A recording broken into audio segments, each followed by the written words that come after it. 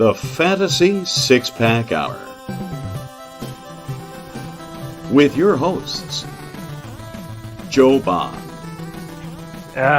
You're awful. And AJ Applegarth. It's Sin Shu Chu. It's a mouthful.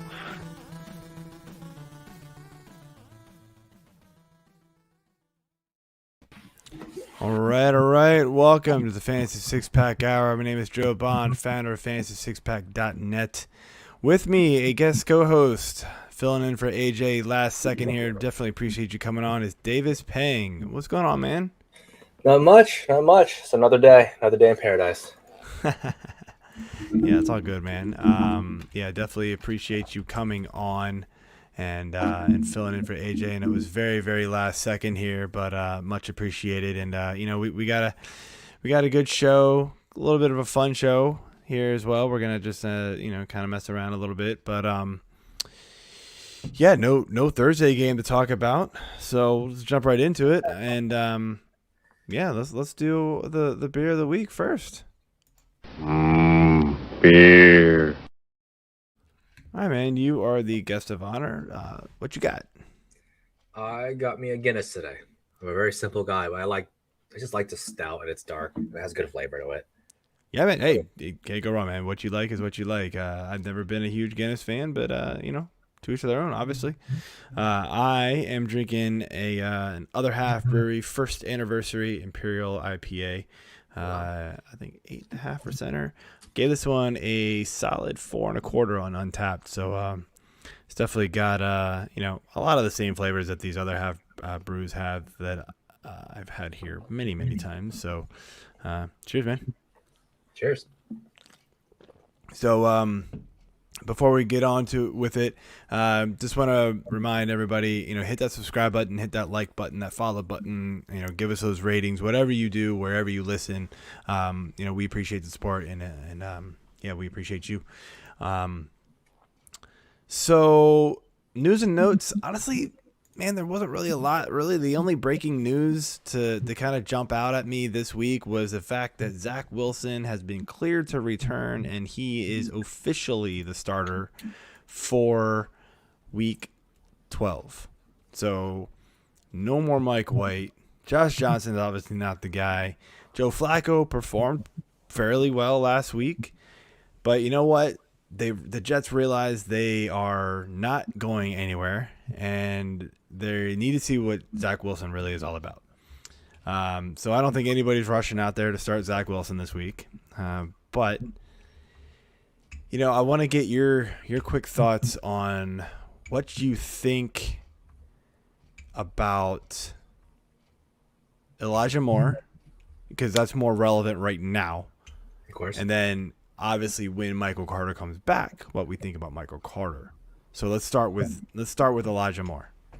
So I think Elijah Moore has potential to just do what he's been doing, getting over the middle, where he runs good routes. So usually that's kind of enough for him to get the points. I just don't know if Wilson gets it to him. I think you hold him. You can still hold him for the rest of the season. I'm going to lower him to a flex play. And even then, more of a wide receiver 3 to 4 until I really see it from Wilson. Because, Corey Davis is still there on and off in injuries. But when he's there, Wilson does look his way. And then, as you said before, Michael Carter. Michael Carter has been involved in the pass catching. He's a big part of that offense, averaging, over 15 touches, I want to say. And a lot of it was during receptions. So I'm holding Elijah Moore, but I'm not willing to start him until I see it. Yeah, It stinks. I really liked Moore, and he's been a top 5 wide receiver in half PPR leagues the last 5 weeks, basically since Wilson went out. So he had one dud week because Corey Davis got all the receptions, I think. Yeah, I mean, but still, he's been overall a top 5 receiver. So there's something to that, right? And so you've got to take that into account. The one thing you think about is was it the quarterback play, or was it Elijah Moore just needing a couple more weeks to really start figuring things out and really getting more involved? And is it a coaching philosophy change where they've decided to get him more looks? And so that could continue with Wilson. We don't know. And so I don't know if I'm going as low as I am with Moore right away, but I am nervous about him. I'm not going to lie. Like, Wilson did not look good. The offense for the Jets looked phenomenally better with all of the backup quarterbacks. That tells you something. Yeah. And it's not good for Wilson. Let's be honest. Like, yeah. No, I agree. I think that's 100% where we're at with him. Like I said, when I say wide receiver 3-4, that's the category I would put guys like Mooney, zone. I think I want a little bit more than Mooney, just because the QB play could be good if it wasn't Wilson. But like Justin Fields leaving makes me like Mooney more, right? That's the opposite of right now, where Wilson returning makes me want more or less. Yeah, like I feel you. So what's your quick thoughts? Like, we know Michael Carter is going to be out for at least a couple of weeks, so we expect him to return this season at some point. What are your thoughts of him with Wilson back in action next to him? I think he'll be fine.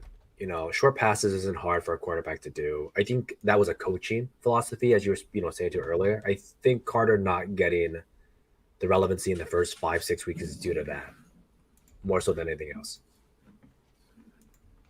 Yeah, so that's fair. I totally agree with that. Actually, I don't really see there being any way that they don't just keep giving this guy, giving Carter the rock, giving him those little dump off passes. That's what that offense is kind of turned into for the most part. More deep downfield, a couple shots like that, but those dink and dunk passes to Carter have just been money for them. And so yeah, I totally agree. Carter should be fine. He's back end RB2 most weeks, I would say, mid RB2 most weeks, just for volume purposes. So yeah.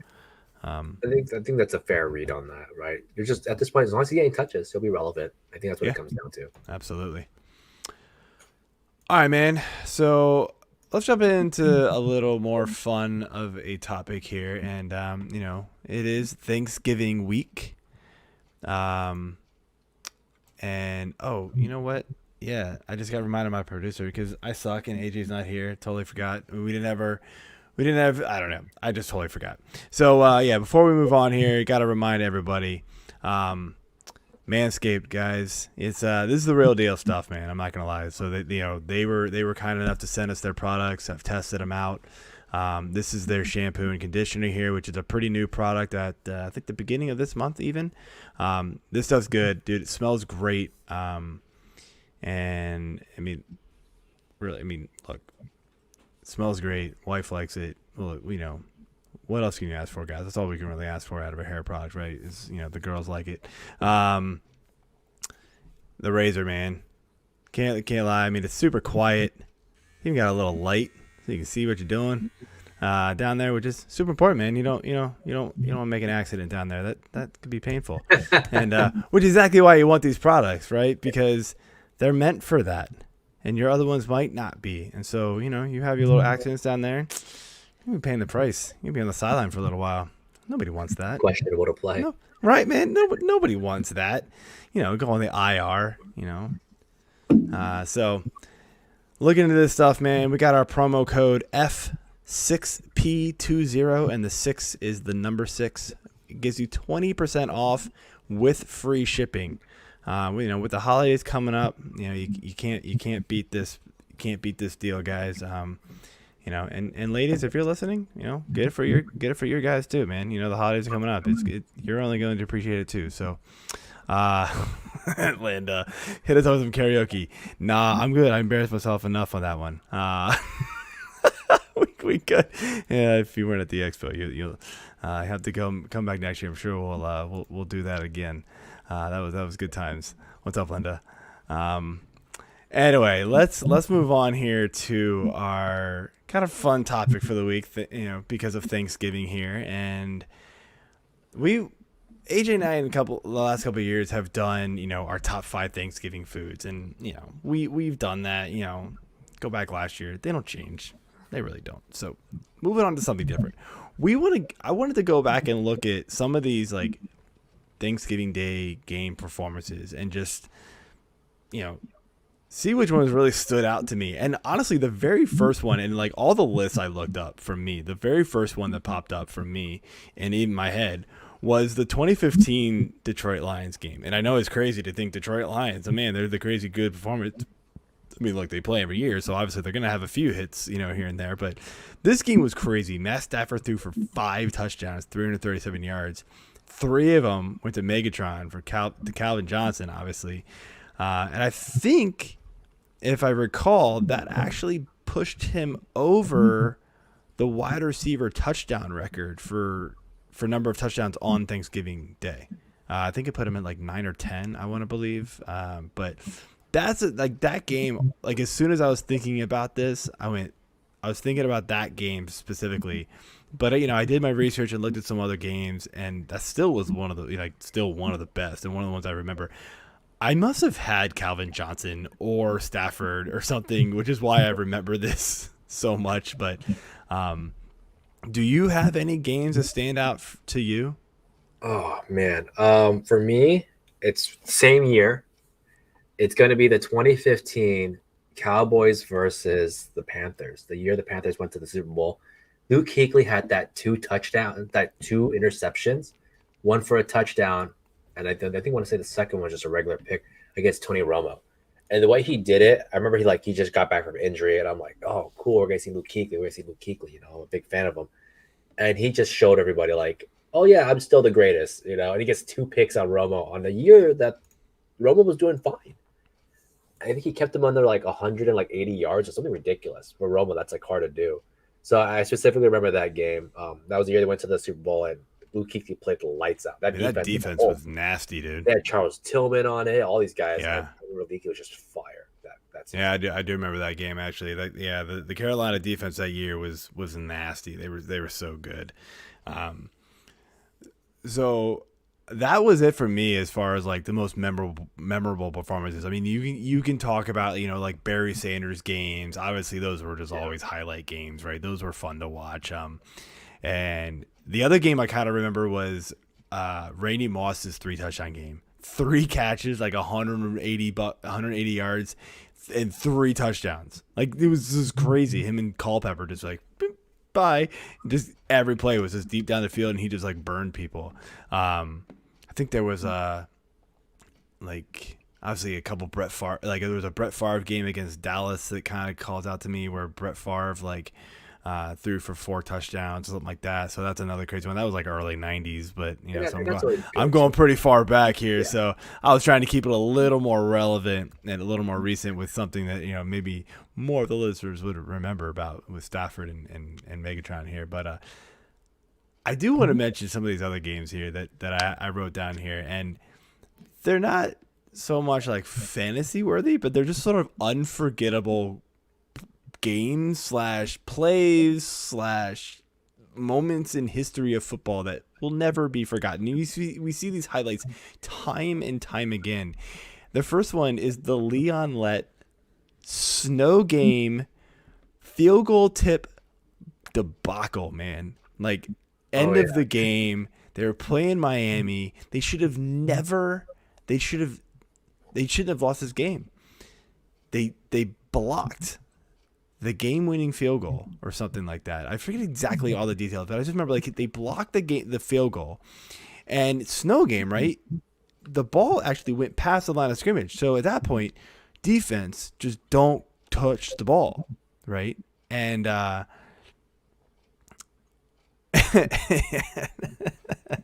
remember hearing about this game later on, and just they call it all sorts of things, like the Leon Lett like moment, the Leon Lett like screw up, like his name is attached to it. Like he went out, Leon Lett went out, tried to go like scoop the ball up, but then like because it was snowy and I mean there was a ton of snow on the ground, he like he fumbled the ball, and then Miami was able to go and recover it even closer, and I think they ended up winning the game. It was just crazy. It was just a total screw up. Um, Yeah, can it's never turning the forget game this back one, to man. that. That's The impressive. next one, which I think a play nobody will ever forget, is the butt fumble. I actually forgot that this happened on Thanksgiving. I'm not gonna lie. Until did I was too. looking up some lists. Apparently this happened on Thanksgiving. So that is hilarious. I was glad that it did just because I get to say butt fumble on there. Because I'm totally mature. See, and there it is. Like, it doesn't say Mark Sanchez's butt fumble. That's why Leon Let's just feels so embarrassing because his name is attached to it. Yeah, but the butt fumble is bad because it's so bad. That ruined his career. I think that was the moment like how Mark Sanchez's career went like downhill. Are we sure that ruined his career? I'm pretty sure a lot more ruined his career I than think that. that was like the moment you started to see it like really go down. Mark Sanchez was already on the downfall of his career. It was not good. Yeah, and I'm looking up that Dallas Miami game. They ended up winning 16-14 thanks to that. Yeah, the Mark Sanchez butt fumble, blunder of New York Jets. I mean, they were getting absolutely smashed in that game. It didn't matter. They were playing New England. But I mean, that game, that one play is just embarrassing to no end. And then the last one, which actually changed coin tosses forever, I feel like, is Detroit Lions and the Steelers. They flipped the coin in overtime, and Jerome Bettis called tails. It came up tails, but for some weird reason, the ref called heads. Because, remember back then, like, you called it in the air. Yeah. And so he said tails, ref said heads. It landed on tails, and Jerome Bettis is like, what? I said tails. Detroit goes down, and this is when the first possession was sudden death. They kicked a field goal, win the game. Like, oh, no. I mean, you can't make this stuff up, man. It's just nuts. No. So, yeah, now they make you call it before the coin is actually in the air. So, like, everybody agrees that that's what it's doing here. Yeah. Dave, Lions talk. That's why I tuned in. Oh, yeah. All right. We got your Thanksgiving game talk. You're good, Dave. The one time you'll listen to some Detroit Lions talk, I hear. And he's calling you out here on doing the live stream in the middle of this. Hey. I love this fucking background. That background is hilarious, man. That is nice. I like that. All right, so that was just kind of a fun segment I wanted to do. Just, in honor of Thanksgiving, got to do something a little fun, have a little laughs here and just, remember all the good times we've had here over the years on Thanksgiving. Because, what do we do on Thanksgiving? We eat a lot. We watch a lot of football. That's what I do. Tradition. So, all right, man. Yeah, so our next segment here that we want to get into, guys, is, playoffs. Playoffs are coming up, and, you're either set for playoffs, like you're pretty locked in. And so trade deadlines are coming around too. And Davis, perfect guest co-host, does our trade talk article on Fantasy Six Pack. So perfect person to talk to here about this as well. So, you're either set for the playoffs and you can make some trades to set yourself up in better position to perform well in the playoffs, or you might need a little help to get into the playoffs. So maybe you need to make a trade to kind of get you in there, and then just hope that everything kind of breaks for you once you get there. Which it does happen. So with that said, we wanted to look at kind of the strength of schedule from here on out. We're gonna focus on the playoffs mostly, but we're gonna look at kind of everything all around here as well. So starting with quarterbacks, Davis, is there a team that you see right off the bat, that you're going like, I want to somehow go acquire this quarterback? Let's knock out, the Staffords and the those types of quarterbacks, the guys that like it's going to be almost impossible to trade for. Let's go after maybe somebody who it's possible to acquire, I guess I should say. No, I see what you mean. If Jalen Hurts wasn't on fire, I would probably go on Jalen Hurts. Obviously, he's performing just in a stupid manner right now. Like, that's really, really good. For quarterback, I mean, most of the guys that are playing at this point are not injured and they're going to have a decent schedule. If you can, and this is going to be tough, I would probably consider Kyler Murray at this point, just because he's missed so many games, and I could see the owner or the manager for that team just going like, I need to do something. I need to get value on Kyler because I'm not getting it now. Well, and they have a bye week this week too. So Yeah, like if so that manager is like desperate and they need some wins, maybe you can go grab a Kyler on the cheap just because they need some wins. I don't like their finals games, but he does have Detroit and Indy, week 15, week 16. I think that's get to enough the for him on a finals trade sometimes, deal. So Yeah, that, and then that does you got to work. make it first, right? So, and then you get Dallas, and whether depending on which Dallas shows up, the shootout Dallas or the non-shootout Dallas, you might get a really good game out of Kyler. And I think you could actually make a trade for him. Bye week, injury, so that kind of stuff. So I would say Kyler is someone I'm looking at right now. Other than that, there's really not too much because, you're not getting Stafford, you're not getting Jalen Hurts off people, you're not getting Tom Brady off somebody at this late in the season. No, I agree. Somebody who you might be looking at like, I don't know if I really want them. And call me crazy, is Josh Allen. He's got a rough playoff schedule, man. Unless you can get to week 17 with him, but you got to go through Carolina and New England to get there.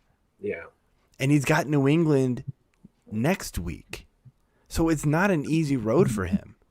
It's not at all. I don't like the Buffalo schedule. And like, honestly, if you can still get top dollar for Josh Allen, even though he's had a couple bad weeks here, 2 out of the last 3 weeks. I still think people are going to respect the fact that, this team, all they want to do is pass. And Josh Allen is still considered one of the elite quarterbacks in the NFL. So that's just a guy who, I think like, if you could, like, he could be a guy where you could like package him and get, Kyler and somebody possibly, throw Allen at the Kyler owner, or the Kyler manager and say, here, I'll take this, take my chances with a bye week player, for a week, say you can go out and get I don't know, if Cam's out there somehow, like, sure, go ahead, stuff like that. Carson Wentz could be out there. Wentz has been fine. Yeah, exactly. Like, there's guys you can throw in every single week that are going to be fine.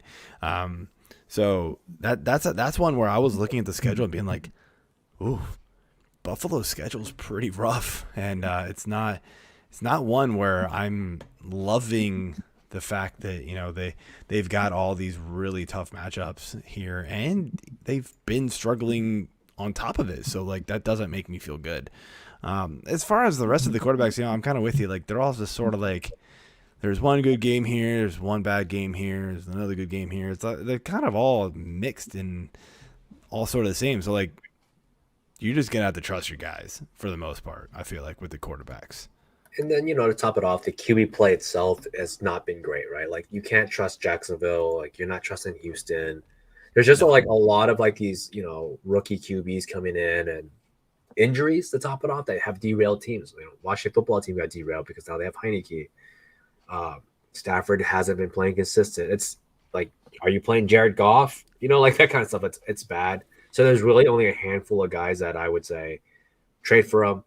I'm on the same boat of trading away Josh Allen as much as I'm trying to get Josh Allen, right? Like, so like, it is sort of hit or miss because he can do it. Like, yeah, even against the best. And now Buffalo isn't even in the lead anymore for the division. Like, they have to play like knockout football. They have to play well.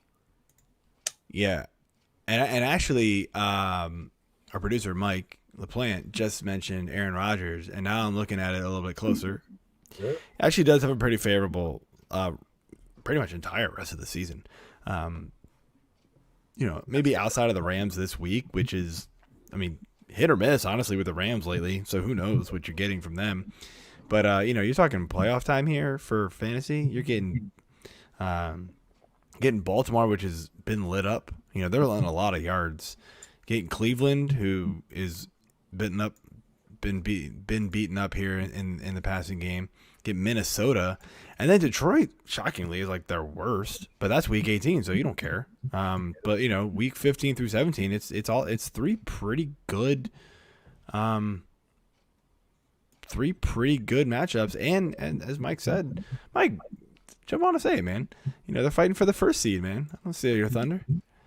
But maybe go Dallas also. Dallas is a team that has a somewhat decent schedule. Just Dak hasn't. I was just going to say that. Dak, yeah. Well, he gets week 14 against Washington. So to get Giants, you in the playoffs for sure. Right.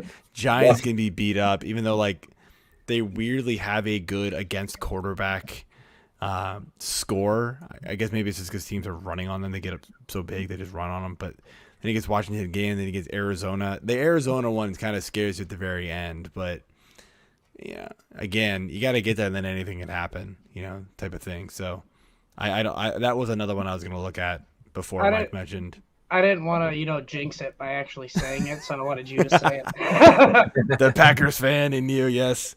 Yeah, I mean, there's some other quarterbacks that have very favorable schedules, but you don't want them. So I would say, last but not least, Kirk Cousins.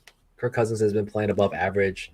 He has a very middle of the road schedule. I would say it's all games that could shoot positively for him, but you just have to worry about which Kirk Cousins shows up every week. Right, I was gonna say you have to worry about Kirk Cousins. Pretty much is what that comes down to. I mean, considering there's like a ton of really bad quarterbacks right now, bad quarterback play. Cousins hasn't been one of those, weirdly enough. So it's not the worst, and he's buyable. Like you could actually buy him. Oh yeah, absolutely. If you might be able to steal him off the waiver in a few leagues, I bet. I wouldn't be totally shocked if he's out there somewhere.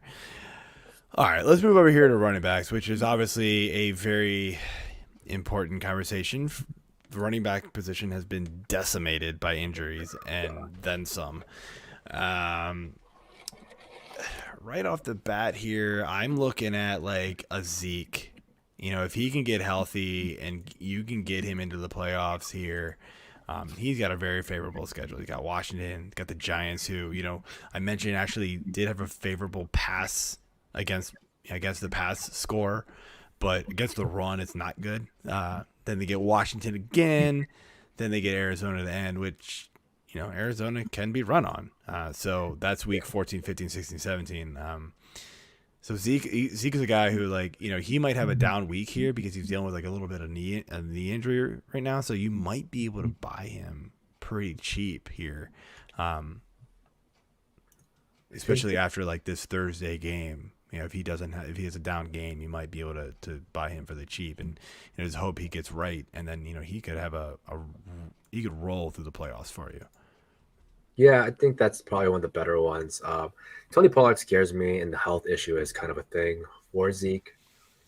I was looking more towards maybe getting Aaron Jones and AJ Dillon if you can. They have a decent schedule, as we said before. The teams they're facing off aren't the greatest against the run. You're gonna have to play outside of Baltimore. That's the one. Yeah, but yeah, Cleveland, Minnesota.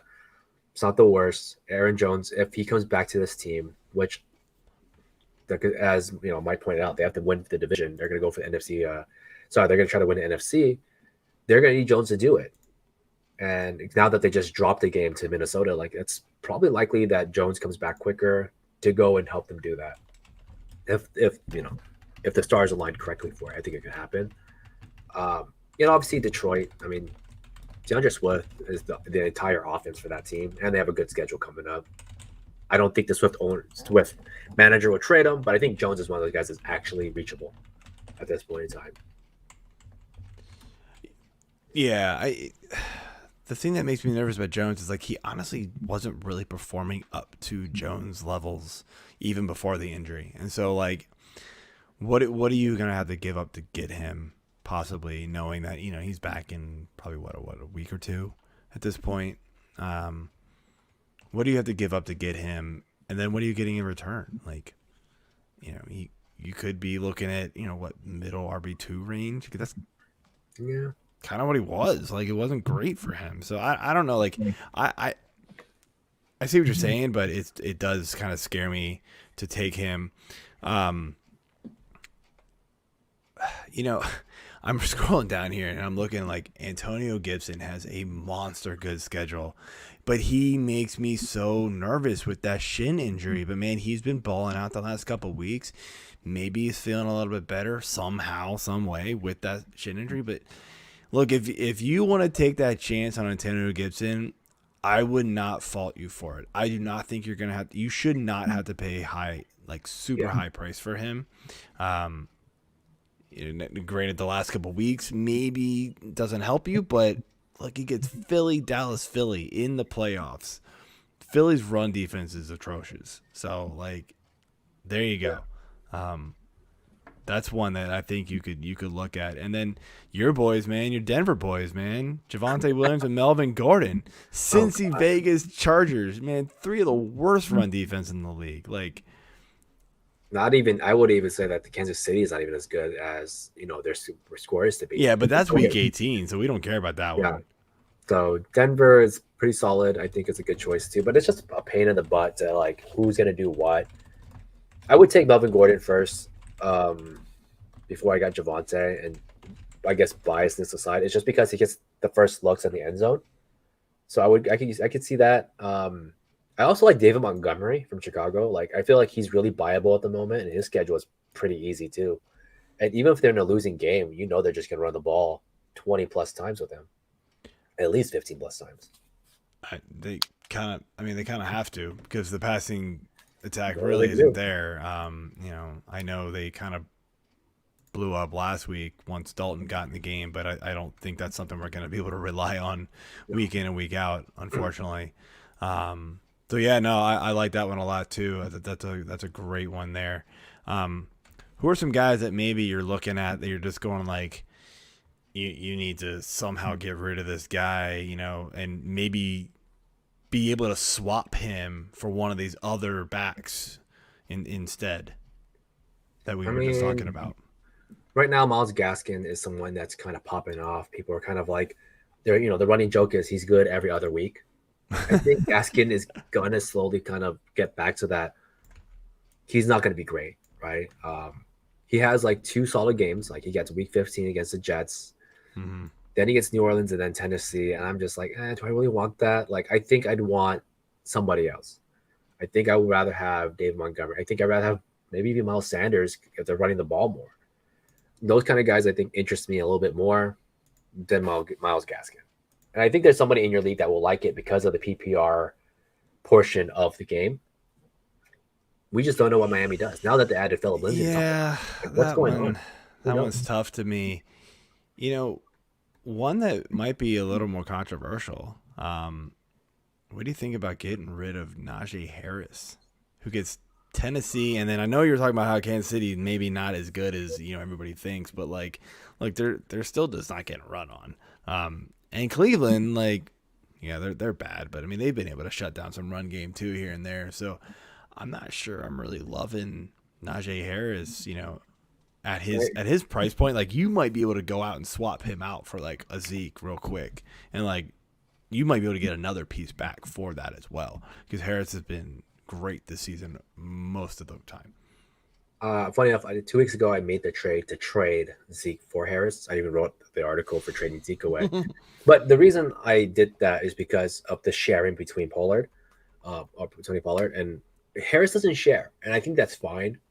I would rather have that guy that doesn't share. Big Ben needs to go short and quick, and who's there? Najee's there to catch 5 passes a game.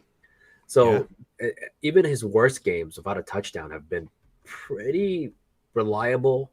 I will say that Najee doesn't have that top end that Zeke could get, 2 touchdowns kind of thing, or CMC, those kind of guys. But if you're really looking for that borderline RB1, I think Harris fits it well. Schedule or not, I think he gets the touches is just all that matters at that point for him, because it's nice. It's 15 to 20 touches with a lot of receptions. And it's not going to win you the game. I don't think it's going to win. And I think that's what you're getting at, Joe. It's I want to get the guy that will win me the season. So it makes sense. Right. You're gonna need that upside play. You're going to need that. Maybe you swap him out for a David Montgomery who's going to get rolling. He's only been back, 2 weeks? and he's gonna get rolling. And I mean, his, like you said, his schedule is so good during the playoffs, and so, like, you could swap him for like a Montgomery and maybe pick up a receiver on the back end as well. I feel like you could sell Harris for a lot right now and get arguably better players back for your playoff run. You could probably even get Joe Mixon, someone that has been seeing a lot more end zone. I feel like the people who drafted Joe Mixon loved Joe Mixon. And I say that because last week, Adam Stark, new writer for Fantasy Six Pack, I think his article is going to drop tomorrow, NFL Futures.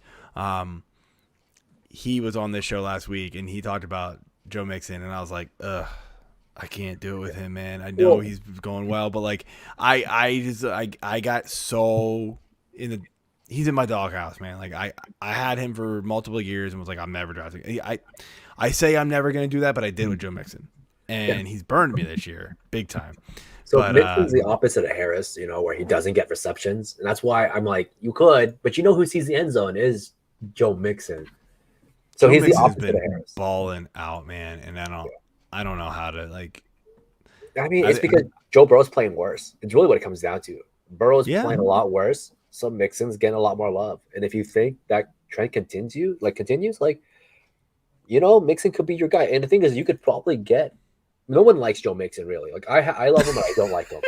Right? Like, no, if you heard Adam last week, yeah, there are Joe Mixon truthers still out there, man. They love this guy.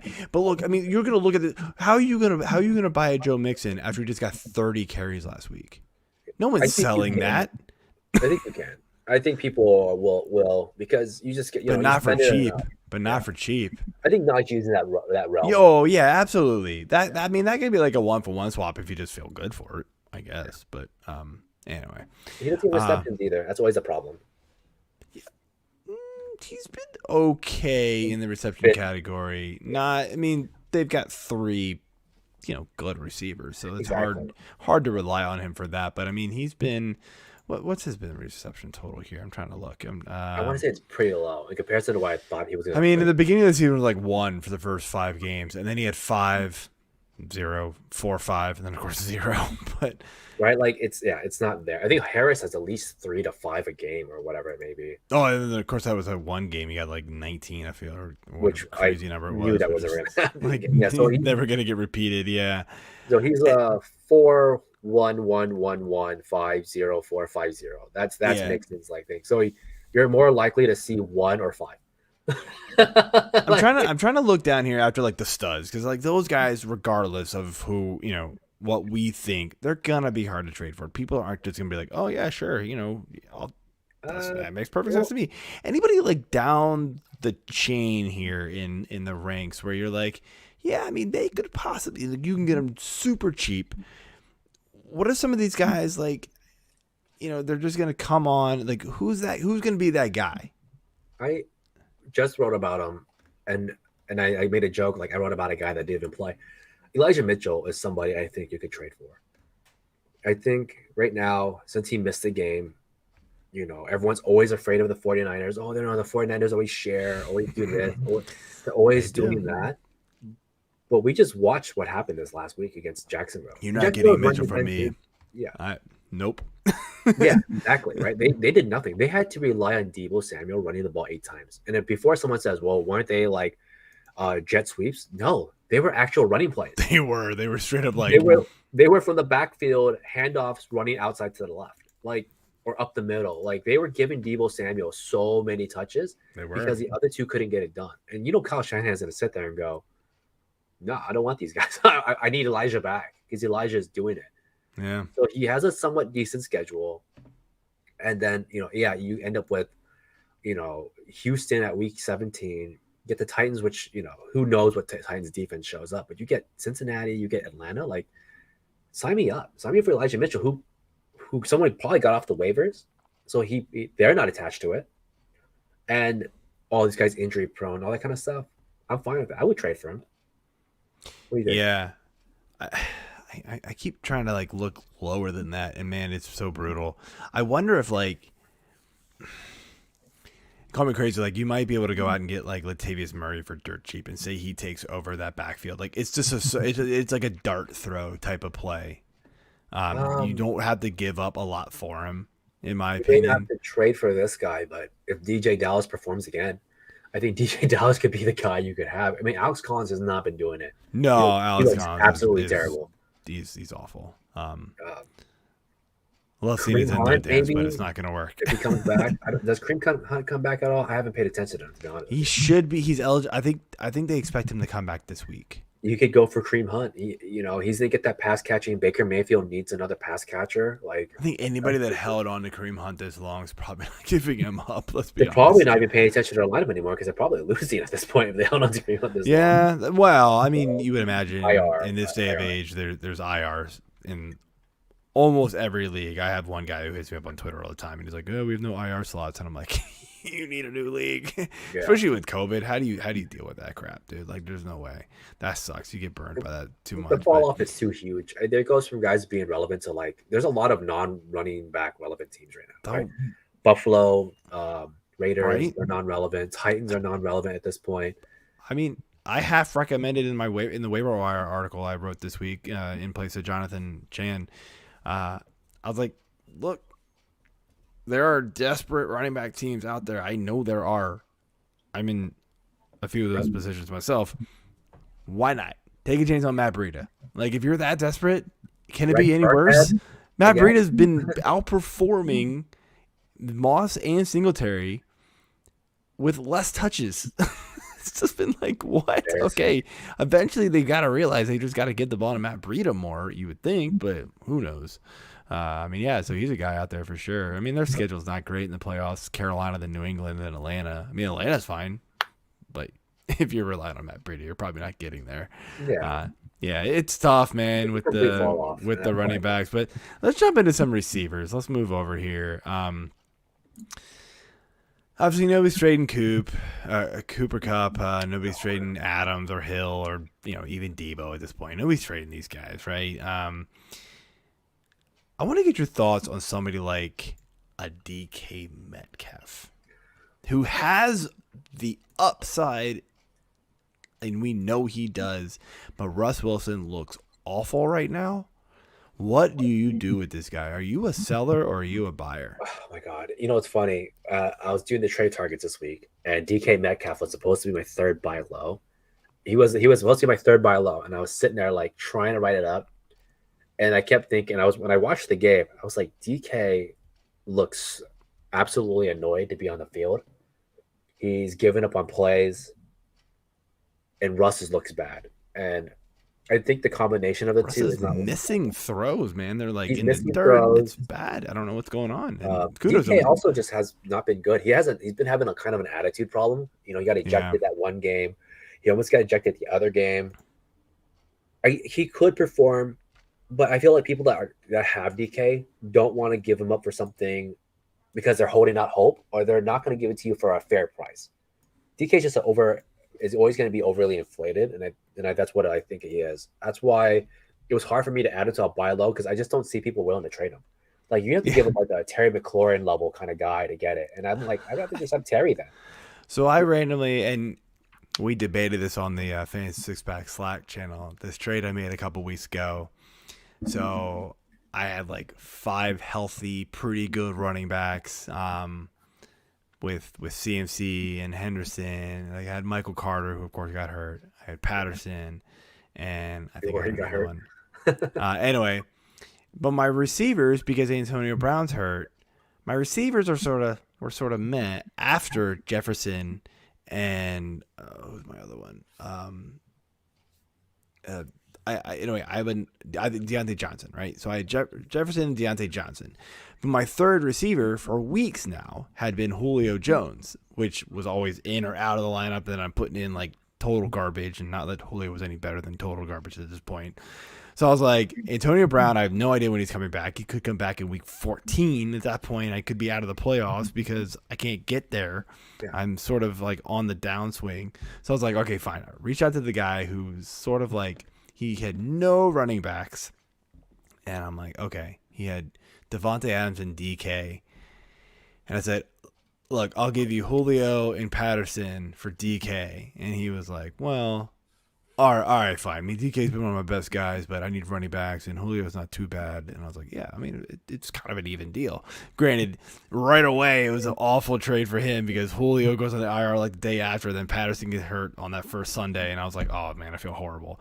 But DK's done, like, nothing. So Yeah. it's sort of a wash trade. I'm like, I don't even know what to think about that trade. It just sort of sucks. But so I ended up trading for DK, but you know, again, I was just sort of hoping like Russ was coming back and he'd be better. Like I'm still holding on to hope that like Russ will figure it out, but I don't know what's going on with this team. The schedule is great. You know, you got schedule's fantastic. You got dude. Houston week 14 coming to their Rams. And I don't care if Detroit looks like they're a good team against receivers or not. No, come on. And DK just needs 4 catches generally to make his money, and I think Russ will bounce back. So it's not a terrible. And that's what I wanted to write about was like his schedule is great. Russ is pretty good. But I've noticed that second half season Russ hasn't been so good. So I was like, you know, I'm going to just temper expectations and I can write about somebody else. You know, I'm writing about somebody else. Let's go write about Michael Pittman. You know, yeah. I feel you. So what? Okay. So okay. So we talked a lot about DK right there just because it was sort of an interest to me more so than anything, but it actually probably is an interest to a lot of people really. Yeah. But who's a guy here that you're looking at going like, I want to figure out how to get him? I mean, outside of the obvious guys, top, like 5 or 6. I write about this guy more than I should, but Marquise Brown is always in this writing zone for me. I feel like people don't respect him enough. You always hear about the Rashad Bateman, the Mark Andrews talk before you hear about Marquise Brown. I think Brown is a guy that you could definitely target, especially if him, quote unquote, banged up, which is a thigh problem. I feel like those injuries are never that bad in comparison to like ankles and stuff like that. He still gets the most targets on his team. He got the last game he played, he had 13 targets. That's 5 more than the other 2 receivers. He gets great separation, and he's a boomer bust, right? He is either a 50-yard guy or a 120-yard and a touchdown guy. And I think those are the kind of guys you want. You know, the schedule isn't the most favorable, but it's not terrible, right? You get Green Bay, Cincinnati, and the Rams. Like games that all 3 could go into shootout mode. And like who benefits? And the answer is like that entire receiving core. So Brown is still the most targeted person on that team.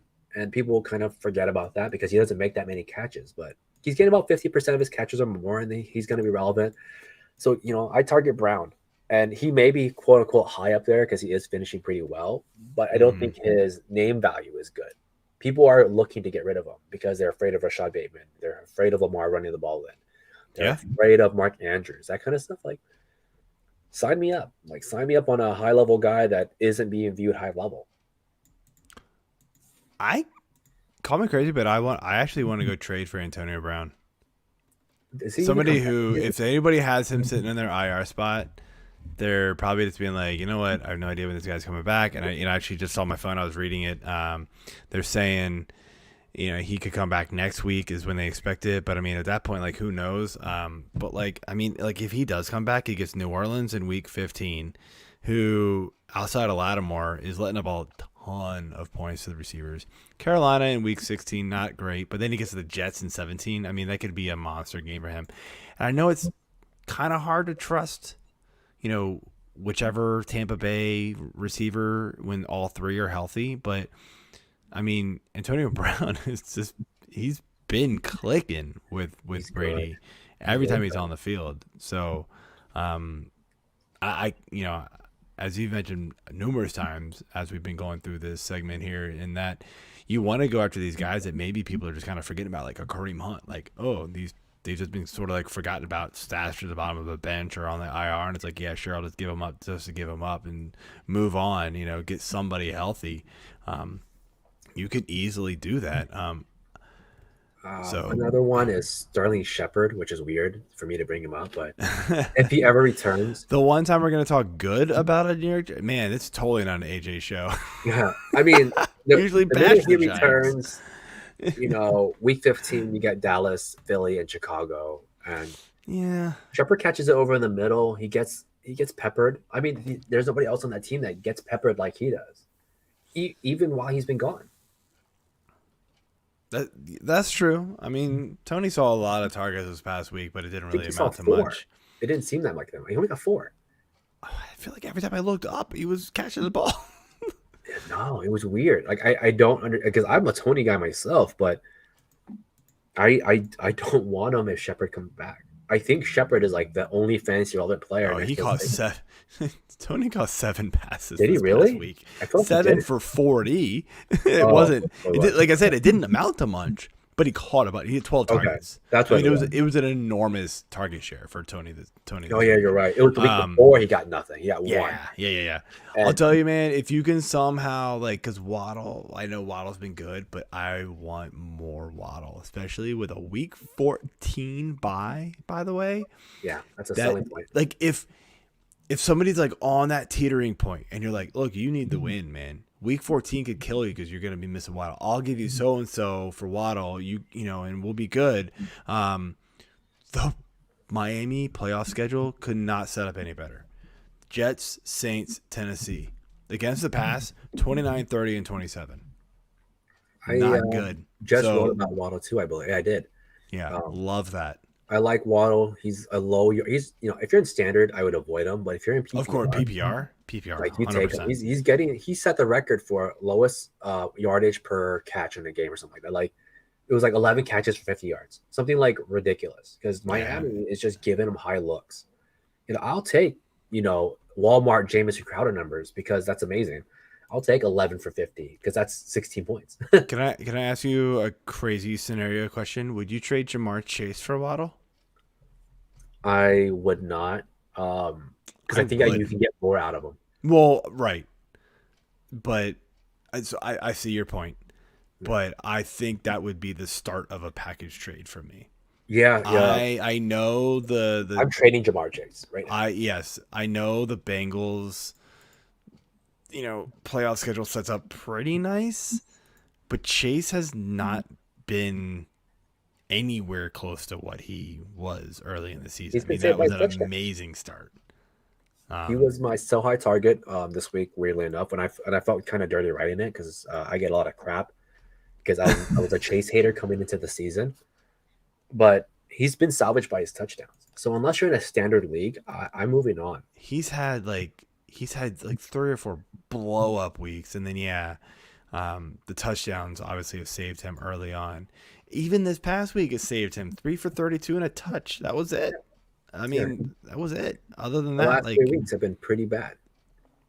Yeah, I would trade Agreed. Chase. If I could get Waddle and a friend, or if I can find a way to get, maybe someone that's looking to sell Keenan Allen. I know people don't respect Keenan Allen. I see Keenan Allen get shopped around in a lot of leagues. Keenan Allen's tough, man. Like, he's still not scoring. The yardage really isn't there. The targets. The yardage is there. He had 100 yards this past week. He's had a lot. He did. Of yards. Yeah, But if you're he gonna, needs to score. I mean, look, full So his- PPR, he's killing Keenan it, Allen's man. last Like, three, he's- 4 he's games. Last killing 4 it. games is 70 yards or more on 6 catches or more. Yeah, I He's feel you. been Like pretty on full good. PPR leagues, I feel you. Like that works. Yeah. 100%. One last guy I want to ask for receivers is Brandon Ayuk. And I know we talked about Debo and how he's being used.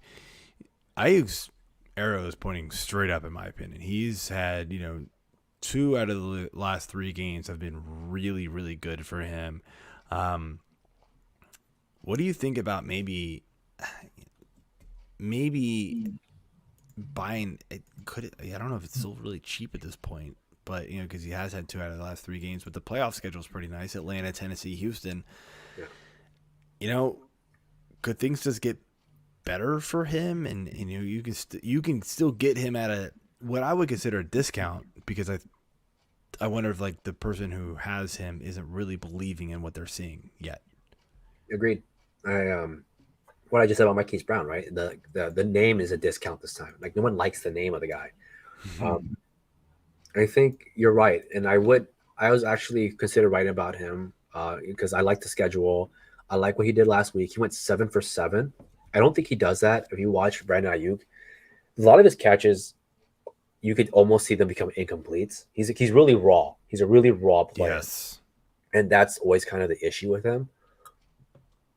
but he definitely makes my list of I would play you as a flex over many other players because Kyle Shanahan's a great coach, offensively at least.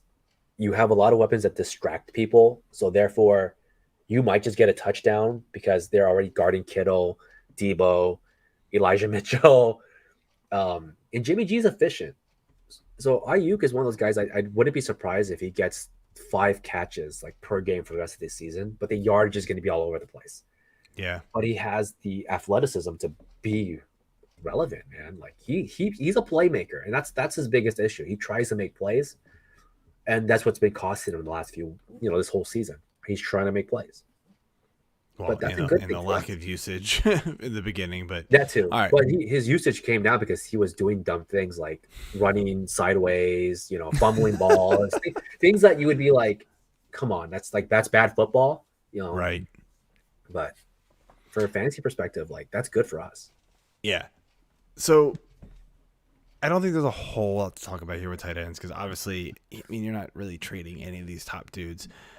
But I'm going to stop at these top dudes and say Kyle Pitts. Could name value alone get you a haul for Kyle Pitts? And I think it could, and I think it should. And I think you should trade him. San Francisco, Detroit, and Buffalo in the playoffs. They are some of the top defenses against tight ends. And I get it. Kyle Pitts is a different beast because receivers there, so he's getting a lot of targets. But he hasn't, outside of the very middle of the season so far, if you want to count, the season as a whole, weeks 5 and 7 in between that bye, hasn't really done anything. Yeah. I know everybody really wants Kyle Pitts to be a thing, but it's not working. So, is it time to just be like, look, here, Kyle Pitts is on the trade block. Somebody give me useful pieces for him. And I'm all in on that. What do you think? I think if you're in a keeper league, you get keeper leagues. I think there's no way. I'm not dynasties, keeper leagues. No. Well, Kyle dynasty Pitts is keeper a guy. Two different things. I would say in keeper, I would consider it for sure. In standard, I would definitely do it. If I was in any regular redraft league, I would definitely trade him. He's just not the guy. You could mimic Kyle Pitts' numbers with the waiver wire. Dawson Knox and Dawson Knox, Prep Freiermuth, fucking Dan Arnold. Right. If Logan. Not that I'm trading Pitts for any of those guys, but I feel like you could get. Here's the thing: you could probably get a good receiver, a solid receiver, to be a depth piece or a wide receiver 3 for your team, or a running back to fill into a flex for a Kyle Pitts because somebody's going to jump at this name, and then you can go out to the waivers and pick up a Conklin, maybe not Freiermuth anymore, but Arnold's still out there in a lot of leagues. Kmet, I'm sort of hit or miss on him. Gerald Everett, you might be able to get Gerald Everett. Look, Logan Thomas is out there in a ton of leagues. He's supposed to be coming back. There's just a ton of Tyler tight end sucks. Scenario. Tight end sucks, guys. Outside, even your top guys this year really aren't doing what we thought they would do. Waller's not doing what we thought he would do. Kelsey sort of is. Andrews sort of is. Kittle has been hurt. I think Andrews has been great, actually. He's been doing better than I think people thought he was. Yeah, the touchdowns came on. The first few weeks was awful for him. Yeah. But he finally started turning around and started scoring, which has helped. But that's the thing with any of these tight ends. They're all, Hawkinson had that 0 game. We'll see what he does tomorrow night, or tomorrow during the day. Well, this past week it wasn't the worst with a backup QB. With a backup quarterback, yeah, of course. So, yeah, Hawkinson's safe because he's volume crazy heavy. But the rest of these tight ends, I don't know. There's really nobody down here I'm trading for. Nobody to care about. I'm not trading for any of these guys. I'll go find replacement value on the waiver wire. But Pitts is a guy who I think people would be like, ooh, shiny toy. Let me go grab at it. That's the thing with that kind of thing. Waller could be an interesting, I know that it's hard to give up Waller, especially in a PPR, because he does see all the volume, but he's been sort of hit or miss too, man. Yeah. I feel like you could easily replace some of his value. If you get the right wide receiver or running back for Waller, I would probably do that deal and go out and grab one of the writers I was talking with before during preseason, it was Preston. You know, Preston's like my buddy, and he was really in the Waller train. And I was like, yeah, you know, I would rather just take Andrews like 4 rounds later. Like, I don't want to grab Waller on my second round turn. I don't want to do it.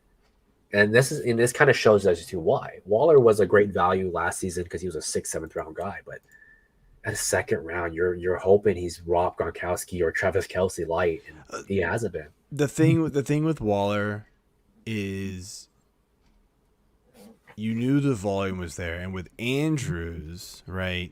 Because I was part of those conversations, I know exactly what you're talking about. All the best ball trade, all the best ball talks. The thing with Andrews, and it's still true, right? To some degree, he's very touchdown dependent. Now he has seen a lot more volume this year than I think anybody would have expected. 13 targets one game, 10 and 10 and even 8. Dude, for years he was like a 3 or 4 catch guy, 5 catch at best for like 50 yards and a touchdown, and that's what was saving his days. You know, he'd have an occasional blow up game, but like that's what Andrews was. This offense has changed, and of course this was before all the running back injuries to Baltimore. So like, you know, had we been having those conversations at, you know, on August 30th, I think they would have been different conversations. We were having these conversations for best ball on like August 1st when everybody was healthy. For me, so it was a different offense. Dude. So I get your point, but it's just one of those things though. Things like changed. Early second round picks for a tight end is a very scary thing. I think there's only a few names I think that have graced that, where we all go, yes, right? Like Gronk, Tony Gonzalez, those kind of guys, like where they were even Kelce at this point, and Kelce, especially Kelce, right? Like Kelsey's where you were like, yeah, that's a second round guy or above. I think Waller should have been a 3rd or 4th round. The value drafting value you get for taking those guys. Look, I mean, everybody thought Waller was going to repeat what he did last year, and I sort of agreed with it. You know, he is the best receiver on that team, and so in week 1, everybody was like, "Oh my God, 19 targets, here we go!" And then it like never really. All the defense were like, "Okay, we're just going to stop him. Good luck.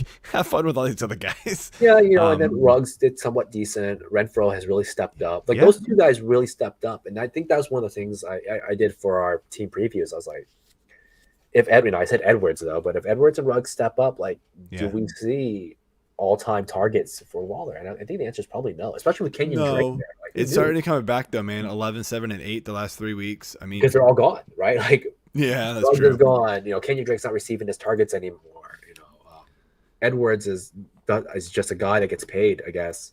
I mean, what does he do? We'll figure but it yeah, out. I think you're right though. I think Kyle Pitts is the trade away. Grab yourself a Conklin and a friend or whatever you got to do. He's not worth it. He's not worth keeping. He's going to cost you a game. Absolutely. You could have bought somebody with him. All right, man. Let's rip through these injuries real quick. We have run pretty long, but that's a great conversation to have. You know, look, you got to win your league. You got to get the right matchups in the playoffs. It's really what it is all about. So. Starting off here with injuries, starting with the quarterbacks, we'll do Justin Fields. He is out with the rib injury, so look tomorrow to see some good old Andy Dalton out there on Turkey Day. I love me the red rifle, man. Baker Mayfield is questionable. I mean, at this point, he's gonna play, I guess. He'll just walk out there with a crutch. Jared Goff questionable with an oblique, planning to start, barring any setbacks. We'll know that one tomorrow as well. And then Aaron Rodgers, dude, he's actually got a broken toe. How is this dude playing? It's unbelievable. You know, everybody was calling it turf toe. No, straight up broken toe. He's playing. That's nuts. But apparently he's going to push through. Who knows? We could see him sit this week, and then, you know, maybe they got the bye in 13, so maybe, you know, give him 2 weeks to heal. But I mean, the Packers need to win if they want that 1 seed. It feels like so. Maybe he just guts it out. Joe Flacco and Mike White both on the COVID IR. Not really relevant just because we know it's Zack Wilson. But Big Ben questionable as always, but he'll probably play. Running backs: Cordero Patterson questionable with an ankle, limited practice on Wednesday. Thoughts on him if he plays? Are you comfortable just throwing him back out there and expecting him to do what he's been doing all year? Because obviously we know Mike Davis is not the answer. God, Or Gallman. I hated that man so much. He's the only Davis I don't support. It's Mike Davis. No, I root for all the Davises, even Gabe Davis, Davis Mills, all those guys. Mike Davis. Why didn't you talk me out of taking so much Mike Davis in best ball? Do you know think how I much did. of him I have? It didn't work. Wish I listened to you thought him more. so hard. I hate him. But Cordell Patterson, I think you start him. I think he's fine. He was already a game 10 decision last game. So if he was in the boat of, hey, he might be able to play last week, I think you're fine this week. Patterson's a tripper. He knows how he's a big guy too. Huge receiver actually. But like weight size up. So I think you're good to go. I would play him. I would be confident in starting him. Yeah, I tend to agree with you. Kareem Hunt, as I mentioned before, is expected to play in Sunday's game against the Ravens. Maybe they slow playing back in, but he's probably flex play at worst. Aaron Jones questionable with a knee injury, limited practice on Wednesday. Probably more than I thought he would get, honestly. But I think he misses. I kind of get that feeling he misses too. But I mean, just keep an eye on it. If he's healthy, I think you got to plug him in. Especially running back is terrible right now, unfortunately. James Robinson questionable as always, but probably gonna play. Damian Harris neck, limited practice on Wednesday, probably gonna play. And Mark Ingram, this affects tomorrow, unfortunately. He's dealing with a knee injury. We already know Alvin Kamara has been ruled out. So obviously if Ingram goes, automatic plug and play. If he doesn't go, I don't know what to do. I mean, Tony Jones is not looking Tony good. Jones, like I don't Does know, not man. It's look good at bad. I'm not dealing with that. But I think it's more Mark Ingram. Like the tough part, right, is DFS, right? And we'll get into this with that. And I was trying to build some line. I was talking to Dave Eddy before the show, and we were trying to like figure out what possible lineups could we throw out there that would be good. And Mark Ingram sort of was in the mix of just conversations with us, and it was like, well, what do you do with Ingram? Like, where do you go? Like, if he doesn't play, he's the 8:00 game. So you don't have the Detroit game to flip to. You don't have the Detroit, the Bears. You don't have Dallas. You don't have any. The only players you can late swap to at that point, right, are other Saints players or Bills players. You don't have a lot of options, so it's tough to rely on Ingram and DFS, and so that's where like I think it really comes into play more so than season long, because obviously if Ingram isn't there in your season long leagues, you just put him on your bench, sub the next guy. Whoever you got is who you got. This is how it rolls. Saquon Barkley, ankle, limited practice, probably going to play. Michael Carter's obviously out. Jordan Howard, questionable with a knee. I think he's pretty much already ruled out. Like I think they've already pretty much said he's not going to play this week. Elijah Mitchell, questionable with a finger. Limited practice on Wednesday. I'm really hoping he plays. Rashad Penny. What? I think he will. I think he was a kind of a game time decision too. I also have no idea how you break a finger and then 2 weeks later play football, professional football, nonetheless, where you're running back and you have to hold the ball. Ask the Marco Murray. I have a broken hand. No idea how that works. But these guys are freaks of nature in a good way. So more power to him. I would not be able to do it. Rashad Penny, questionable with a hamstring. Chris Carson, obviously, we know is out with that neck injury on the IR, done for the season. Deonta Foreman, questionable with a tricep injury, limited practice on Wednesday. Jeremy McNichols is questionable with a concussion. Dude, that Titans that Titans running game has been super confusing. They let AP go too.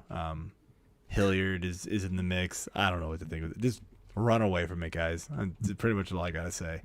I'll do the rest of these and ask you for whatever. Usually AJ steps in, but all good.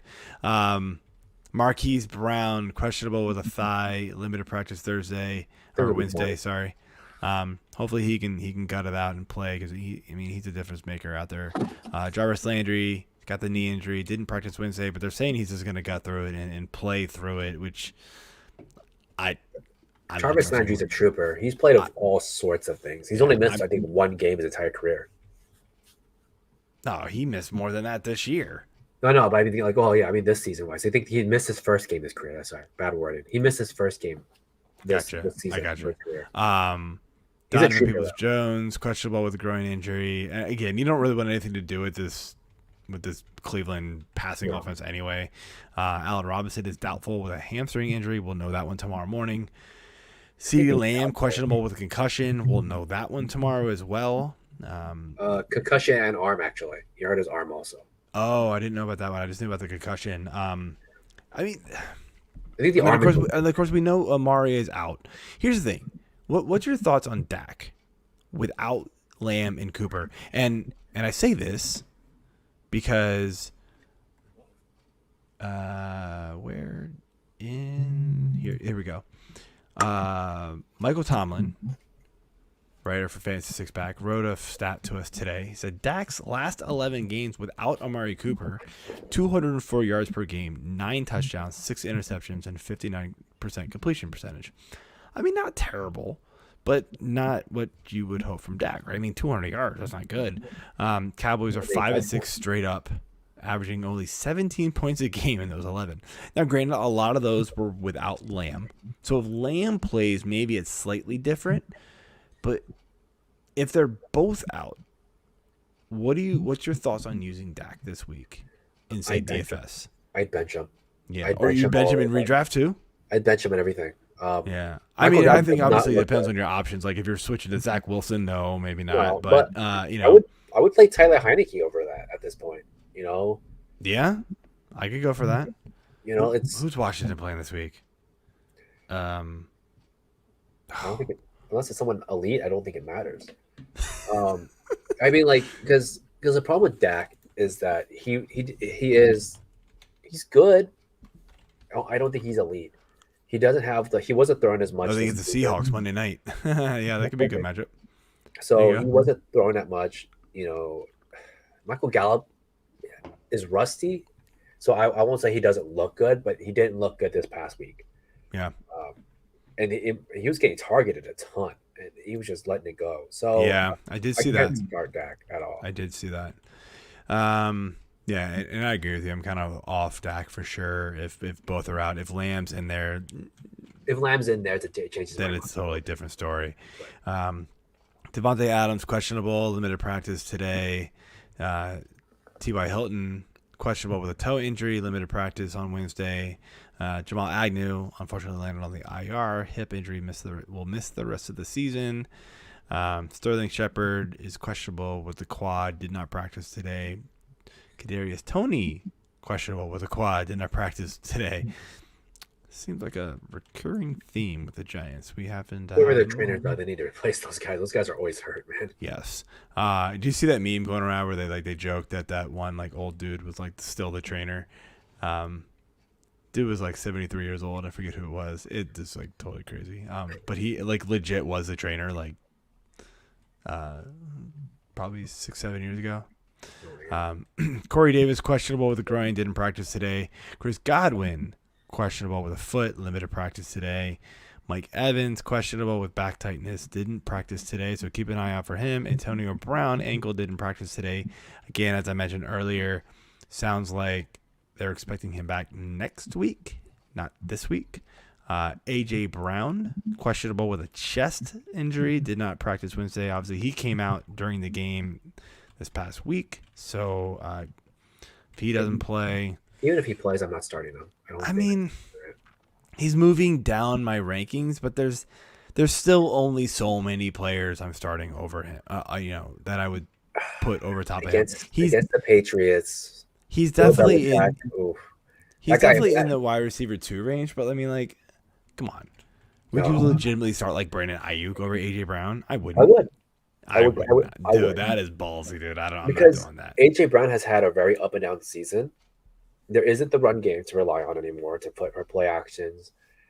Bill Belichick will make people vanish. He's made a lot of great receivers vanish over the last decade. And New England's defense has been and that's what it comes down lights to. Out good, man. I'm scared of Bill Belichick, but he's done it. He's done it to better players. Yeah, that's true. Quickly here, Hunter Henry, questionable with the neck, limited practice today. Adam Trotman on the IR. Look for what we're looking at. What's the Juwan James. Juwan Johnson. Oh yeah. Not Yeah, James. Johnson. Sorry, I was So, thinking the offensive. I line. forgot the name. You gave me half of it. That's cool. We figured it out. Teamwork. Eric Ebron, doubtful with a knee. Didn't practice today. Doesn't matter anyways. I think he's done, isn't he? Logan Thomas, IR, designated to return. Sounds like he's probably going to play. So, again, easy pickup for me. Ricky Seals-Jones, if for some reason Logan Thomas isn't there, but he's questionable with a hip himself. So, finish up here with our DFS picks for the week. Honestly, it is definitely a tough Sunday slate of games. I'll be honest with you. I'm having a lot of trouble putting a good stack of players together here, but I will try my best for you. And obviously, Davis, you can chime in. But for tomorrow though, so I'm gonna throw out tomorrow as well because we got a 3-game slate tomorrow, which a lot of people want to get some action in. My Thursday stacks. I love some Dalton and Mooney. yes. Just because, and we've been talking about it on the Slack channel here. I mean, it's a cheaper one. It is the Lions. Look, we don't like Dak because of the injuries. Josh Allen's been struggling. Does get the Saints, who can, not always, but they can play. They have had some games where they've shut down some teams time and time again. And the Bills have been struggling. I mean, who else, right? So we're looking at, Jared Goff. No, Please no. no, we're not looking at Jared Goff. I mean, it's not a great quarterback slate, honestly. I mean, I guess Trevor Siemian could be interesting, but you really want to go Trevor Siemian against the Bills? I don't care how bad the Bills has got smashed against the Colts. Yeah. It wasn't in the passing game. Yeah, it wasn't the passing game. So, no, thank you there. So I like some cheap Dalton. Pair him up with some Mooney, and you're paid down. You might be a little different. I do like that a lot. What's your thoughts there? I'm 100% behind on that. Mooney's a playmaker, man. He's great. He gets the ball and he can or cannot take it to the house. It's really good. I like watching him. So I think that is the best combo for a Thursday night game for value. You could get really cute, and this is where it gets really weird, is if Al Robinson sits out, you could go Marquise Goodwin. And I think that's really weird, but if you're talking about let's go contrarian, you never know. He did well last week too for his one catch. For his one catch. But I mean, so no, we're not going to do that. Just kidding. I know what you're saying. Yeah. I've seen weirder things win lineups before. So. Yeah, I mean, like the only other way I would go is like if you want to pair like Carr with Waller, because I think Waller is the easy tight end play, and so you could do Carr, but that entire Raiders offense has looked pretty poor. I mean, Carr's just trying to throw it every down now, it seems like. So, that one doesn't. I don't like that one as much. But the rest of my stack / smash plays that I've got listed down for the Sunday slate of games is, obviously you're looking at this Brady / Evans or Godwin. Like, pick one of those guys, go for it. They're all expensive, but they're worth it. It's the easy go to here. What about Brady Gronk? They're up there at 7,600, 7,200, 7,000. Yeah, I mean, Gronk. And honestly, I forgot to go for the tight end slot here, but yeah, I mean, 4,400 for Gronk is almost like a value. That's most kind of targets cheap. last week, I think, too. He had the most targets. I think he had the most targets on his team. He had I believe he had the most receptions as well. Most receptions. He had both. So yeah, it was. But yeah, I mean, regardless, like any of those three, like honestly, you could probably pair Brady, Evans, and Gronk, Brady, Godwin, and Gronk, and like you might be fine there. That's a good enough play because again, you got to remember the slate on Sunday has been shortened because we have 3 games on Thursday. So there's less options right now. And that's why it's been harder to find some of these other, these good plays, these good value plays, these fades that I'm just sort of like, you can only fade so many players before you're like, well, there's nobody left. So this is a much smaller list today. My other stack is Stafford and Kupp, and really it's just more that, not because Stafford's been great, because he hasn't been the last couple of games. It's more that Cooper Kupp has been still awesome regardless. And so you just hope that Stafford will figure this crap out after a bye week, and they'll just get back on track. OBJ can be okay at least. Obviously, I don't think anybody expects him to be Robert Woods. I think that was just a different dynamic. Obviously, they had the whole offseason to work with Robert Woods, and that made a big difference. Darrell Henderson can hopefully get back on track here, and this whole offense will figure it out. Against Green Bay, who's been a pretty good defense, but I kind of see this game turning into what we saw Green Bay and Minnesota being, where it just ended up being a shootout. I would bet money that it would be, honestly, unless we see weather. Getting Green Bay at this time of the year, you can get some crazy stuff. So we don't know. Just some solo smash plays is what I call them. I like a naked Jalen Hurts. I don't like him with anybody, even Devonta Smith. I just don't really care. No, thank you. It just doesn't really matter enough. Like, he doesn't see enough volume because there isn't enough volume there. I mean, I think I totaled it up. The Eagles ran 50 times last week or something crazy like that. It was nuts. I want to say per game, Smith sees 6 or less targets a game, and they're not like particularly good. They're not always good targets. I mean, like he's basically got to catch a touchdown, and he's high enough priced at 6,400 that I'm like, nah, I want guys lower than him. Like, I want Brandon Cooks at 5,800 against the Jets, right? Easily. Other than Devonta Smith. So, like, I'm not there. And, obviously everybody wants to chase Jonathan Taylor after what he did last week, but I'm actually way more on Christian McCaffrey this week. Going against Miami, he's, granted, only 100 cheaper, but he's cheaper, right? And I know we're all sort of still worried about Cam doing Cam things and taking the carries away, and he is. He's going to take those goal line carries away, but look, Christian McCaffrey is still going to see, 8 targets in the passing game, catch 7, just crazy things like that. And on DK PPR, that's money in the bank, man. So and he could also just catch a touchdown, like he did last week. Yeah, he's just that good. He's the most reliable pass captured option on the team. Do you have any other stacks or smash plays, like even if they're high priced guys, like just lock it in? So random stack, I would consider Tyrod Taylor, Brandon Cooks, right? Yeah. We're going against the Jets. I don't hate it.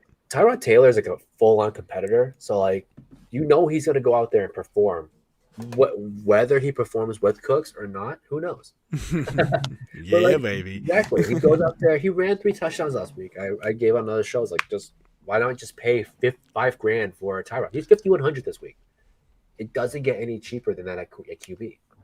So you can even run Tyrod if you don't want to. No, and I like that because they are playing the Jets, and so we know he can do some damage against them, especially with his legs. He's playing for a job. That's what he's doing. He's playing for any job anywhere. Yeah. Like, so it may not be with Houston next year. He'll figure something out. That's just what he does. Receiver wise, smash plays, obviously, you're looking at Adams, you're looking at all the usual suspects. So there wasn't really much to talk about here. I guess going into it'd be kind of interesting against Tampa, the kind of weak secondary at times. Michael Pittman. Yeah. He's cheap. Maybe. Yeah, he actually is sort of cheap at 56. He said, he had a down game last week, but his price never really seemed to catch up to what he was doing. Like, he started out so low. DK never really boosted him up there that high. That's about it for me. But speaking of, some fades here, I was going to get into like the receivers. So my fade tomorrow, and call me crazy, I don't want anything to do with Diggs. He's gonna get to Lattimore treatment, and I mean, you can. I mean, Lattimore hasn't been what Lattimore has been in the past, but he's still good. I mean, Diggs is gonna be the focal point of that passing game. I'm just not sure on a slate like tomorrow. I want to pay for the highest price receiver when I'm not sure it's gonna matter. What did he do last week? 4 for 40 and 2 touchdowns. I mean, 2 touchdowns was awesome, but 4 for 40. Come on, It's not good. It's not good. I mean, look, Diggs is good, but he's not worth the price tag that he has this week, in my opinion. He's the safe, chalky guy, in my opinion. So if you're playing cash, maybe you do that. But in GPPs, I think I'm going elsewhere because I think you're going to see a lot of people roster him. My fade receiver is honestly Jamar Chase. And as we were just talking about Jamar Chase, I think we're both kind of off of him going forward. And he's still 7,300. I know it's Pittsburgh, but I don't know, man. Pittsburgh, it could be a get right game for Joe Burrow. I don't know, man. I'm not still just at 7,300 on DFS. I'm looking elsewhere. I'll go $800 cheaper, $700 cheaper, and pay for Deontay Johnson. Definitely on the other side, that kind of stuff. So back to running backs, my fade is Elijah Moore, and I know we both like him overall, that's another receiver. Wrong, Elijah. I would fade Mike Williams. I think he's not yes, but he got his best game off the broken play. Of course. You know what's funny?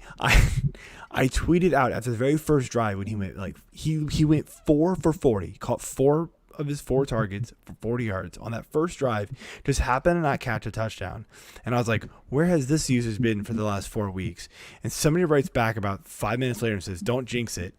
And I didn't see the tweet until into the third quarter. I went, I'm sorry, I think I did, because he didn't see another target until that deep pass that busted coverage. I'm off Mike Williams. I don't want anything to do with him. I did mean to say one other receiver, is Elijah Moore, and again, it's the Zack Wilson effect, and we talked about this earlier. 5,600, still decent value, and it is Houston, so maybe it works out for you, but I kind of just want to wait and see if he can actually perform with Zack Wilson on the field, because there's still guys under him that I would take. I would take a Brandon Ayuk. I would take a Kadarius Toney if he's healthy, type of thing. I don't know. There's just a lot of guys below him that I'm like, let's take some chances there and see what happens. Running backs, it's hard to fade the running backs at this point. There's just not a lot of healthy, productive guys out there. I mean, if you're looking at matchups, I guess Lenny Fournette against I would fade Barkley straight out. Barkley, 6,300. I guess he still hasn't performed. That value is carrying that one. Barkley, Harris, I would fade. It's tough, man. I don't think you can play those guys confidently. But I mean, you're paying up. You're paying up for as many of these high-priced running backs, and just hoping you get the right one. I wouldn't fault you for starting any of the top 6 running backs on this list and be like, they're all good. I have no problems with it. Whichever one fits into your lineup, plug them in. Is what I gotta say. My QB to fade is Tannehill, 100% Tannehill, 6,100, the 8th highest price quarterback on the slate, going against New England, and Tannehill has been bad, guys. He's been bad the last 3 weeks. So no thank you on that one. Let's finish up here real quick because we are running a little long. So my Thursday value is Pollard. Zeke is banged up with that knee injury, as we mentioned. I think Pollard could literally out-carry him, out-touch him, outperform him. He kind of did this past week. They just gave the ball to Zeke more. And so, maybe they do again, but they probably shouldn't. Ty Johnson. I like Pollard, but I don't like what I see from Pollard when he's the one, right? He was the one for a few drives. But I don't and think did he's his work gonna well. be the one. I think he's just gonna end up outperforming him. And at 5,600, that's That's pretty good for tomorrow. For Sunday, Ty Johnson, Tevin Coleman, really the only running back values at this point. There's just nobody down there at this point that you can trust. You don't know which one you can trust out of this list, honestly. I kind of look at Ty Johnson a little bit more just because, especially on DK, you get the passing work. Coleman could end up being the guy who gets more of the rushing work, it looks like, but Johnson at least gets a lot of the pass catching work like he had been when Carter was there. So that's kind of where I lean there. 4,300 and 4,000. I think maybe build a couple different lineups and just swap whichever one out and just see which one works. The only other play I think that is in this zone, and that's just only because we're kind of riding this random hot hand, is maybe Ronald Jones. Right, he did get a touchdown and a little bit more touches this past week. If you want to go contrarian for 4,800, I don't think it's the worst play. Yeah, that's super Especially with hard to Leonard Fournette trust, looking man. like Rojo's been dead for so long. Yeah. It feels like that's like trying to trust Gio Bernard catching a pass for the touchdown, which just doesn't work anymore. Yeah, but I mean, he had 8 attempts last week. He did. I was surprised to see him on the field a little bit more. So it is it's definitely the worst, but What do you think about this one? And I just thought about it because we saw Philip Lindsay get released. What do you think about David Johnson? It's like a super cheap play against the Jets. He's at 4,500. Yeah, I think Burkhead though was doing better. He was better. Come to think of it, he's 42. Yeah, I think I would go Burkhead. That's not a bad one. I just thought about that one myself because he had 18 attempts. He also can pass catch, just didn't give it to him. But he would be my guy if I had to pick a Texans player. Yeah, absolutely. I don't hate it. And then Darrell Henderson's kind of not a real super value, but the fact that he's 5,800 kind of shocked me. More he's under AJ Dillon. He's under Damian Harris still. What? Yeah. Wasn't Darrell Henderson a top 10 guy there for a while? I know he's had 2 bad weeks, but I mean the entire Rams offense had a bad couple weeks. So I think this is a get right game for them easily, and I think they're going to come out firing. McVay's going to have a game plan to get these guys back on track, and I just feel like 5,800 is a steal for someone like Darrell Henderson. He's probably going to be in a lot of my lineups if I play. What do you got Elijah Mitchell at 54? If he plays. If he plays, yes. It's so hard, man. It's hard to trust a guy coming off the injury like that. And now that Kittle is back, he does see a lot of that work. Or not a lot of that work. He does see, he does make the offense different. There's more passing attempts. Ayuk's coming around, so there's just more passing going on right now. I don't hate it at 5,400. It's definitely in play against Minnesota. I just worry with that finger, man. He gets it bent back wrong. If there's, in a scrum, they're just gonna bend it back on him or something like that. That's grab it. Totally, that's tough, man. But no, I think that's it for me, man. Unless you got a couple more to add, I think we can close it out. No, I'm good to go. I think you hit it all on the guys that people are targeting or think about targeting. At that point, you're just getting gross with Miles. Miles Sanders is probably the only one I could think of. Yeah, because Jordan Howard might miss. That is a good one. I missed that one on the list. Now that you just said that, but really again, even with 16 rushing attempts last week, he saw 8.5 points. Yeah, and he fumbled it. He fumbled a ball, so it's gonna be.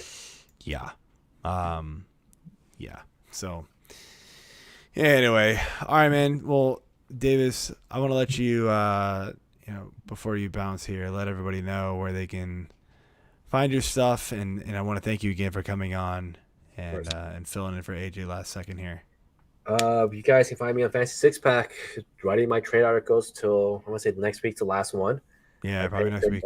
On Twitter, and then I also do shows on Friday with the Rum Boys, and that's generally all I do for Fantasy Sports. He was actually bragging about the Darius Slayton jersey. Nice. Yeah, man. Yeah, we gave that away at the expo. Yeah, he was Hopefully bragging we'll have some about more it. to give away this Shout year. out. So props to him on that. And he never forgets. He's not even a Giants fan. He loves it. He's just like, oh, it's like Oh, it was something about like he interviewed him or something like that. Yes, he did. So he was all like stoked to have a jersey from a guy that he interviewed. It's a signed jersey as well. So that was pretty awesome. Yeah, it was supposed to actually go to somebody else. Somebody else won at the expo, and then like they never showed up. The dude never showed up, so we pulled the next name, and it was like, oh, Robbie, and like we saw him walk down the hall. We ran after him. It was pretty funny. So yeah, it was a good time, man. I'm hoping I can get back to the expo next year. Tickets are already being sold. I know. I gotta jump on that soon. Anyway, man, good show tonight.